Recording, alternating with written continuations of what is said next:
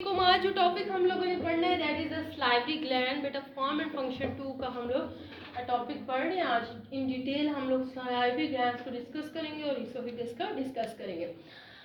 बेटा देखिए हमारे पास आपकी ओरल कैविटी के अंदर जब फूड इंटर हुई तो सलाइवरी सिक्रीशन स्टार्ट हो, ठीक है, ऐसे ही होता है।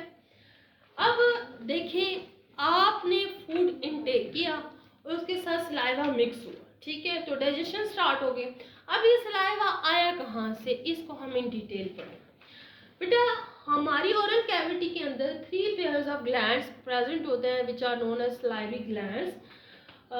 First one is the parotid gland, ठीक है, जो कि आपके in front of ear present होता है। इसके 2 लोब्स होते हैं, एक जो है वो सुपरफिशियल है and other one is the deep. Next जो ग्लैंड सलाइवरी ग्लैंड आपकी oral cavity में present है that is the submandibular gland. It is behind the jaws in the mandible and it has also 2 parts. The first part is the superficial lobe and the second part is the deep lobe. Third gland which is salivary gland present in our oral cavity is the sublingual gland. The sublingual जो है वो आपकी टंग के under present होता है और वो salivary secretions कर रहा होता है अंडर द टंग। अगर आप अपनी टंग को ऊपर मूव करें तो आपको स्पेशल जो है ना इसकी सिक्रीशंस को आप सेंस भी कर सकते हैं।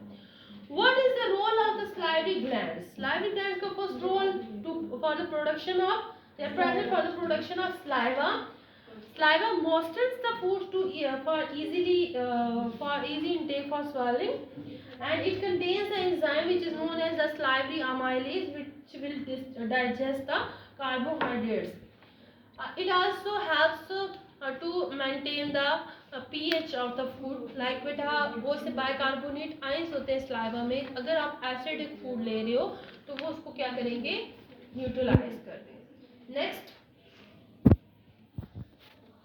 नेक्स्ट आ जाए बेटा, आगे मूव कर जाए ना उधर।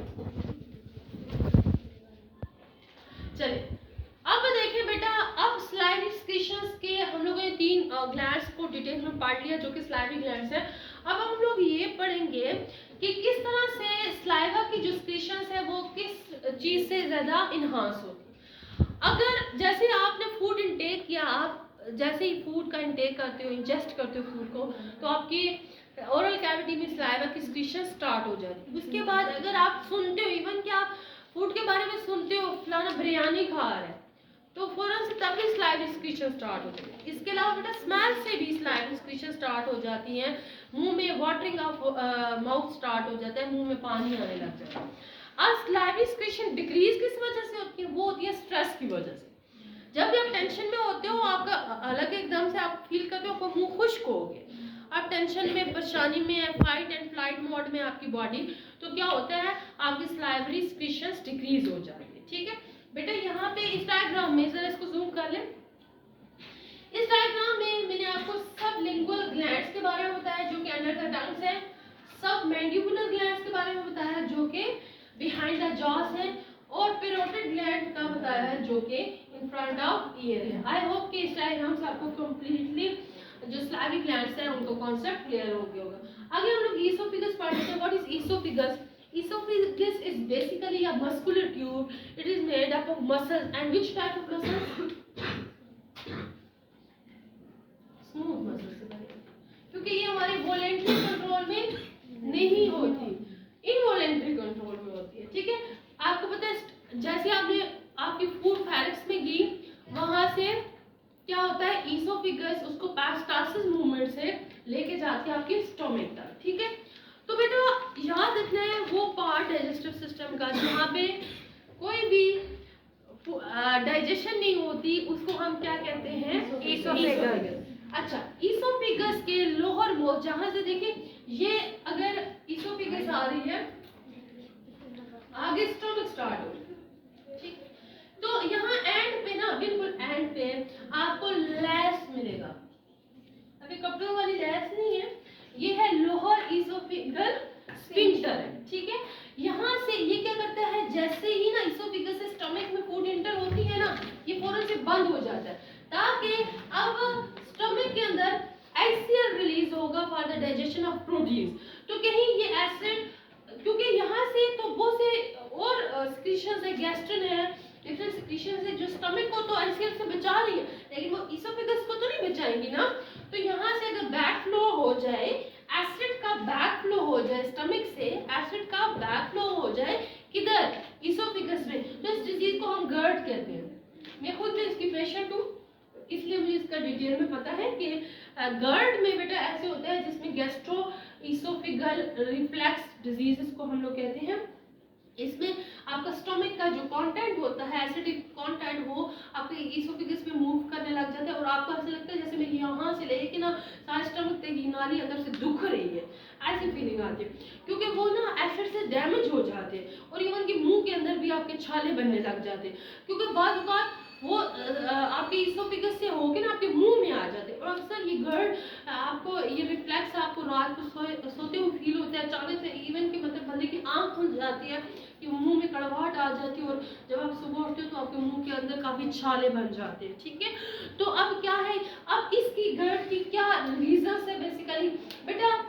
सिम्टम्स की पहले बात कर रहे थे, फिर मैं आपको कॉजेज बताती हूँ। सिम्टम्स में आपको हार्टबर्न होगा, वही जो अभी मैंने बताया कि बहुत बर्निंग फीलिंग आती है, चेस्ट में इवन के पेन स्टार्ट हो जाता है, आपको निगलते हुए आपका खाना अलग से नहीं उतर रहा होता, फिर आप जो है ना सॉफ्ट फूड यूज कर रहे होते हो, फिर कफ बहुत ज्यादा होती है, कफ इतनी कि खत्म ही नहीं होती, ऐसी खांसी स्टार्ट होती है, खांसी स्टार्ट हो जाए तो फिर खत्म होने का नाम नहीं लेते।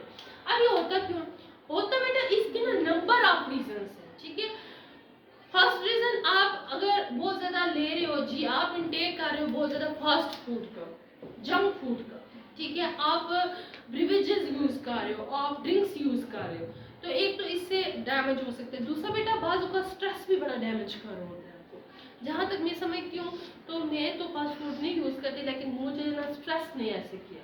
जब आप स्ट्रेस, आपकी बॉडी स्ट्रेस में होती है ना, देन आपको ये जो है जर्ड ये हो सकता है, जर्ड है ना, क्या है गर्ड, बस ये जो भी लिखा है, ठीक है, ये हो सकता है। तो इसलिए आप जो है ना स्ट्रेस फ्री लाइफ गुजारने की कोशिश करें।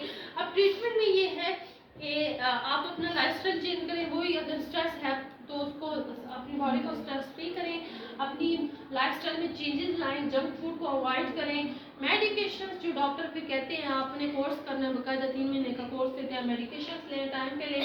और अगर इतना ज़्यादा मसला हो जाए ना कि आपकी इसोफेगस बिल्कुल डैमेज हो जाए तो फिर आपको सर्जरी भी करानी पड़ सकती है। इस पे फोकस कर ले बेटा, उस पे लास्ट में इसको फोकस करें तो देखते हैं बेटा, इसमें ना मैंने एक वर्ड यूज किया स्फिंक्टर और एक वर्ड होता है वॉल। इसको कॉन्सेप्ट आपने क्लियर रखना है बेटा, जहां आपकी बॉडी पे स्फिंक्टर लगा होगा ना वहां से बैक फ्लो पॉसिबल है। अच्छा, लेकिन कभी भी वॉल से बैक फ्लो पॉसिबल नहीं होता। ठीक है, और जिस तरह आपके हार्ट के अंदर वॉल्व है वहां से कभी भी बैक फ्लो नहीं होता, लेकिन अगर स्फिंक्टर लगा हुआ है तो बैक फ्लो पॉसिबल है। जिस तरह यहाँ पे इसोफिगस स्फिंक्टर है, कार्डियक स्फिंक्टर होता है आपका, आपको वॉमिट होती है तो आपका इसोफिगस स्फिंक्टर ही खुलता है तो आपको वॉमिट होती है। ठीक है, तो ये आपने कॉन्सेप्ट क्लियर रखना है। मजीद ऐसी वीडियोस के लिए मेरे चैनल को